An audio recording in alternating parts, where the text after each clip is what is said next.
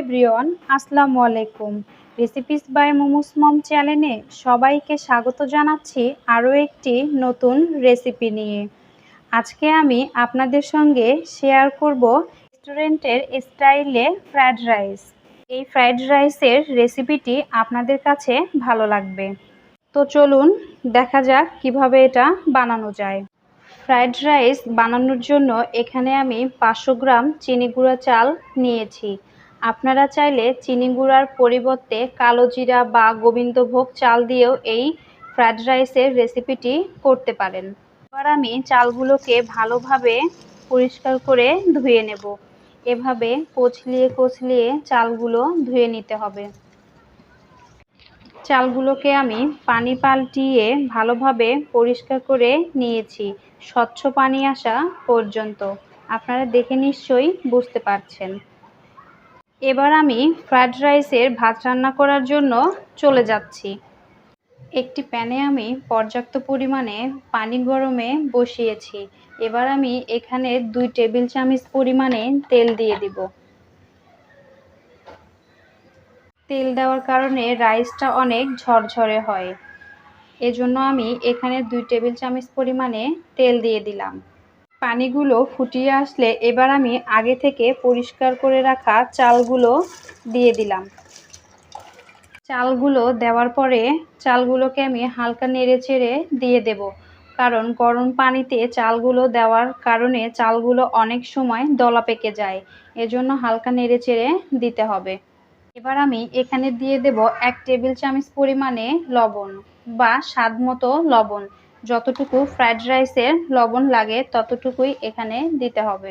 দিয়ে আবারও আমি রাইসটাকে একটু নেড়েচেড়ে নিচ্ছি। ফ্রাইড রাইস রান্না করার জন্য পানির পরিমাণটা একটু বেশি করে দিলেই ভালো হয়, কারণ পানির পরিমাণটা বেশি দিলে রাইসটা অনেক ঝরঝরে হবে। চালগুলোকে কিন্তু খুব বেশি সিদ্ধ করে নেওয়া যাবে না। চালগুলোকে 80% পর্যন্ত সিদ্ধ করে নিলেই হবে, বাকিটা ভাপেই সিদ্ধ হয়ে যাবে। এবার আমি পানি ঝরিয়ে রাইসটাকে আলাদা করে নেব। রাইসগুলোকে আমি একটি ছাঁকনির সাহায্যে পানি ঝরিয়ে এরকম একটি ছড়ানো প্লেটে নিয়েছি, যাতে ভাতগুলো খুব তাড়াতাড়ি ঝরঝরা হয়ে যায়। আপনারা চাইলে ফ্রিজে রেখেও ভাতগুলোকে ঠান্ডা করে নিতে পারেন। আগের দিনে এই রাইসটি রান্না করে পরের দিনেও ফ্রাইড রাইস বানানো যায়, কারণ ফ্রাইড রাইস রান্না করার জন্য ভাতগুলোকে কিন্তু পুরোপুরি ঠান্ডা করে নিতে হবে। গরম ভাত দিয়ে কিন্তু কোনোভাবেই ফ্রাইড রাইস হবে না। এবার এই রাইসটাকে পুরোপুরি ঠান্ডা হওয়া পর্যন্ত আমি নর্মাল ফ্রিজে 2 ঘন্টার জন্য রেখে ঠান্ডা করে নিয়ে নেব।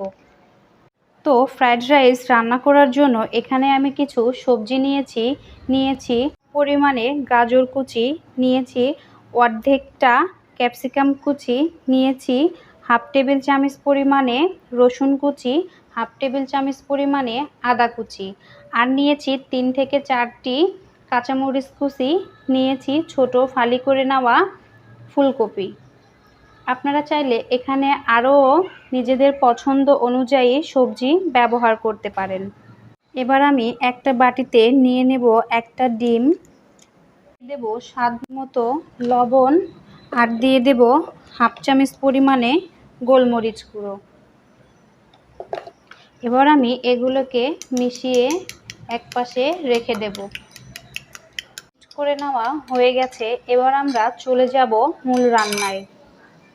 চলে আসলাম মূল রান্নায়। ফ্রাইড রাইস করার জন্য একটি প্যান আমি গরমে বসিয়েছি। এবার আমি এখানে দিয়ে দেব 2 টেবিল চামচ পরিমাণে বাটার।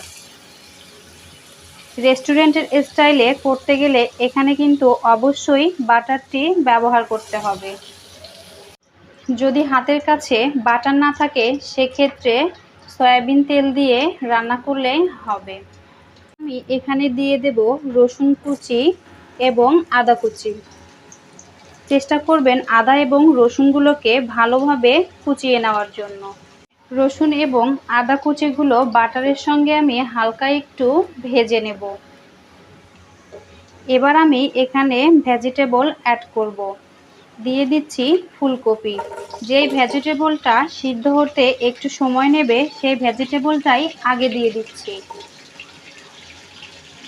ফুলকপিগুলোকে হালকা নেড়েচেড়ে এবার আমি এখানে দিয়ে দেব গাজর কুচি, ক্যাপসিকাম কুচি আর দিয়ে দেব কাঁচামরিচ কুচি। সবগুলোকে আমি ভালোভাবে নেড়েচেড়ে মিশিয়ে নেব। সবজিগুলোকে আমি ভালোভাবে মিশিয়ে নিয়েছি। এগুলোকে কিন্তু ওভারকুক করা যাবে না, 1 থেকে 1.5 মিনিট নেড়েচেড়ে মিশিয়ে নিলেই হয়ে যাবে।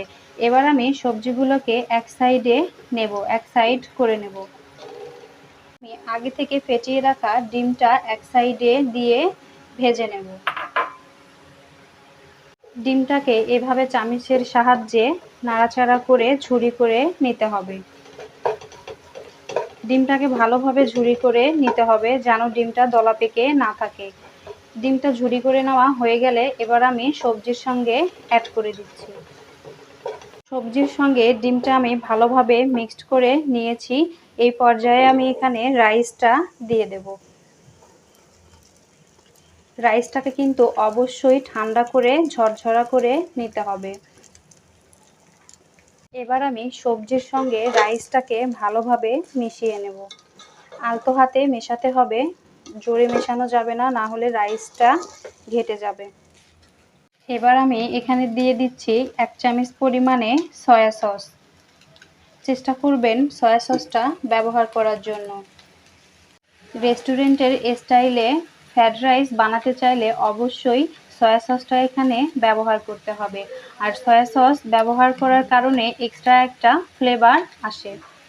এবার আমি এখানে দিয়ে দেব 1/2 টেবিল চামচ পরিমাণে টেস্টিং সল্ট। এখানে টেস্টিং সল্টটি ব্যবহার করতে হবে যেহেতু আমি রেস্টুরেন্টের স্টাইলে ফ্রাইড রাইসটি বানাচ্ছি। দিয়ে দিচ্ছি 1 চামচ পরিমাণে চিনি। দিয়ে দিচ্ছি 1/2 চামচ পরিমাণে গোলমরিচ। চিনিটা এখানে না ব্যবহার করলেও হবে, চিনি দেওয়ার কারণে টেস্ট কিন্তু দ্বিগুণ পরিমাণে বেড়ে যায়।